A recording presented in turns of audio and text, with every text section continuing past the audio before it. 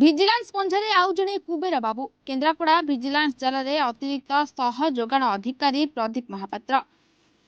ତେବେ କେନ୍ଦ୍ରାପଡ଼ା ଅତିରିକ୍ତ ଯୋଗାଣ ଅଧିକାରୀ ପ୍ରଦୀପ ମହାପାତ୍ରଙ୍କ ଘରେ ରେଡ୍ ଚାଲିଛି। ଆୟ ବହିର୍ଭୂତ ସମ୍ପତ୍ତି ଠୁଳ ଅଭିଯୋଗରେ ଏକକାଳୀନ 5ଟି ସ୍ଥାନରେ ରେଡ୍ ଜାରି ରହିଛି। ସ୍ପେଶାଲ ଜର୍ଜ ଭିଜିଲାନ୍ସ ନିର୍ଦ୍ଦେଶକ स्पेशल जर्ज विजिलेंस निर्देश क्रमे कटक डिविजन पक्षर चढ़ाऊ जारी रही। केन्द्रापड़ा जोगाण विभाग कार्यालय मध्य प्रदीप दरकारी कागज पत्र को तन तन कर जांच करुछि विजिलेंस। तेज किसी राजनेता छत्र छाया ए बाबू मुंड उपर चर्चा होछि।